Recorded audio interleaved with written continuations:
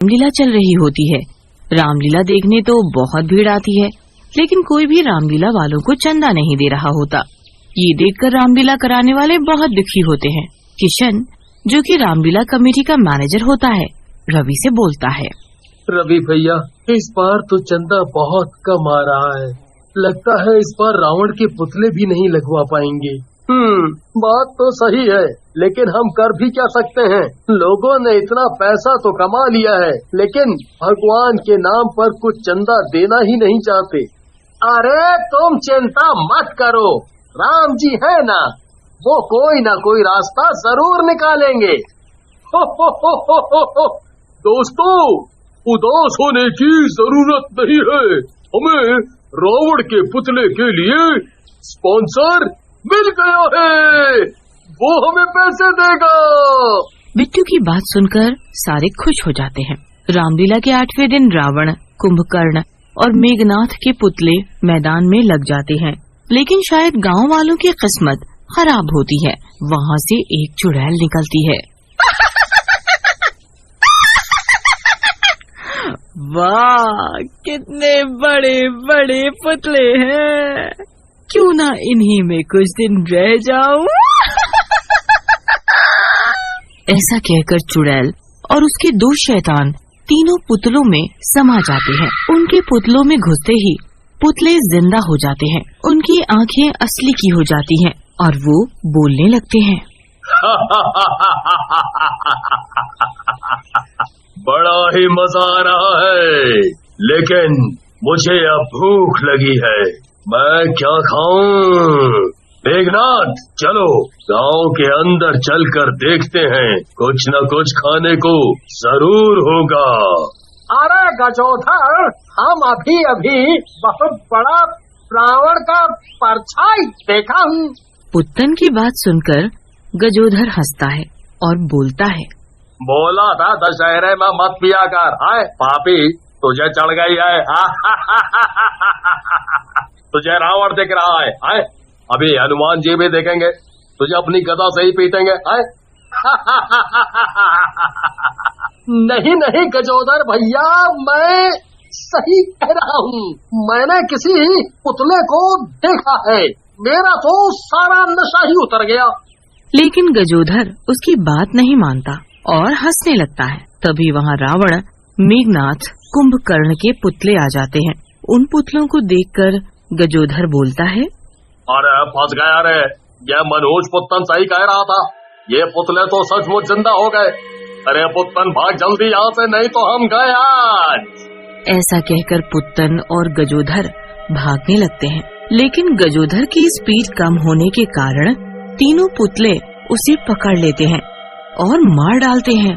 उधर पुत्तन गिरते पड़ते गांव के अंदर पहुंच जाता है और जोर जोर से चिल्लाने लगता है। अरे गांव वाला सुनो, बाहर आओ, देखो रावण के पुतले जिंदा हो गए, ये मुझे मार डालेंगे, अरे बाहर आओ। लेकिन पुत्तन की बात सुनकर कोई बाहर नहीं आता। एक गांव वाला बाहर जाने की कोशिश करता है तो उसकी पत्नी बोलती है। अजी, कहाँ जा रहे हो जी? इस शराबी पुत्तन की बात सुनकर घर में ही बैठो। लेकिन वो कह रहा है कि कोई पुतला उसकी जान ले लेगा। भला पुतले भी किसी की जान लेते हैं?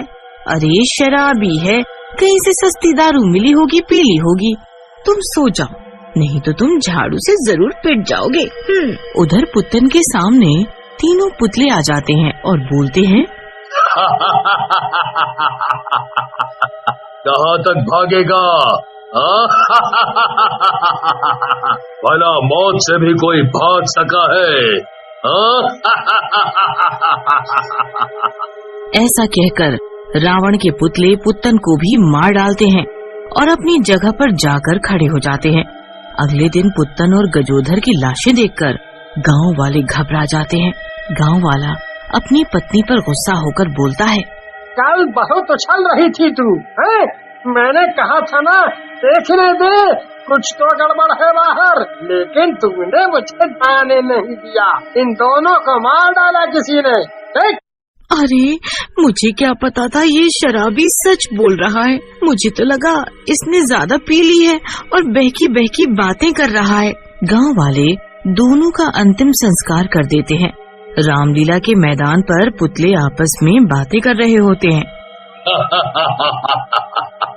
तो कुंभकर्ण और मेघनाद, कल मजा आया ना लोगों को मारकर? सही कहा भ्राताश्री, सही में मजा आया, मजा। मैं तो असली का कुंभकर्ण महसूस कर रहा हूँ अपने आप को। सही कहा कुंभकर्ण जी, मुझे तो लग रहा है जैसे हम रामलीला के समय में पहुँच गए हो। उन तीनों की बातें वहीं पास में काम कर रहा राजू सुन रहा होता है। वो किशन के पास जाकर बोलता है, किशन भैया, हमको लगता है ये तीनों पुतले जिंदा हैं। आज ये तीनों पुतले बातें कर रहे थे। पुतले पुतले आपस में बातें कर रहे हैं। किसी और से मत बोलना, नहीं तो लोग तुझे पागल कहेंगे। नहीं नहीं किशन भैया, आप चाहो तो खुद देख लो। ऐसा कहकर किशन वहाँ से चला जाता है। बाकी लोग और राजू भी अपने काम में लग जाते हैं। उसी रात तीनों पुतले वापस गांव में जाते हैं और कई लोगों को मार डालते हैं। अगली सुबह गांव वाले एक जगह इकट्ठा होते हैं और बोलते हैं, अरे मैंने वो शराबी पुत्तन के मुंह से सुना था कि कोई पुतला उसे मार डालेगा। कहीं ये रावण के पुतले का तो किया धरा नहीं। सही कह रहे हो भाई तुम, कल मैंने भी कुछ परछाइयाँ देखी थी।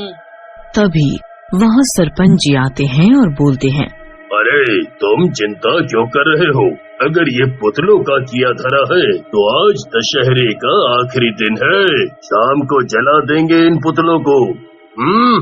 फिर गांव वाले बेसब्री से शाम होने का इंतजार करने लगते हैं और जैसे ही शाम होती है सारे के सारे रामलीला मैदान पर पहुंच जाते हैं।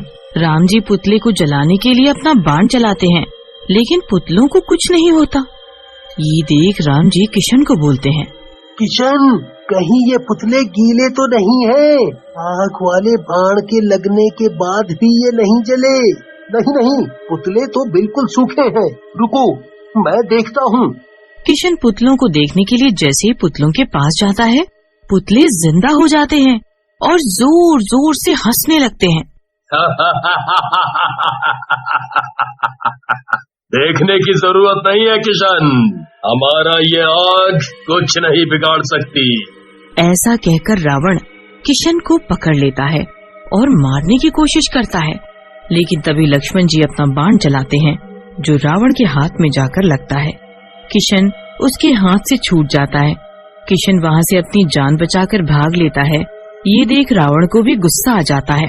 तेरी ये हिम्मत लक्ष्मण, तूने मेरा शिकार छीना, मैं तेरी जान ले लूंगा। ऐसा कहकर रावण लक्ष्मण को उठाकर पटक देता है। लक्ष्मण वहीं बेहोश हो जाते हैं। कुंभकर्ण और मेघनाथ दोनों को मारने लगते हैं। लोगों में भगदड़ मच जाती है। तभी वहाँ बिट्टू आ जाता है और बोलता है, दुष्ट, मेरे रहते तुम किसी का कुछ नहीं कर सकते। तो तू अपने आप को असली का हनुमान जी समझ रहा है? कुछ नहीं कर पाएगा हमारा, ये कलयुग है। बिट्टू अपनी गदा से उन तीनों को छू देता है। जैसे ही हनुमान जी की गदा उन तीनों पुतलों से टच होती है, वो शैतान और चुड़ैल पुतलों से बाहर आ जाती है और गुस्से में बोलती है, तूने मेरे जादू का चक्र तोड़ दिया, मैं तुझे जिंदा नहीं छोड़ूंगी। लेकिन बिट्टू पर तो जैसे असली हनुमान जी का साया चढ़ जाता है। वो अपनी गदा से मार मार कर तीनों को मार डालता है। उसके बाद राम जी तीनों पुतलों को जला देते हैं। चारों तरफ जय श्री राम के नारे गूंजने लगते हैं।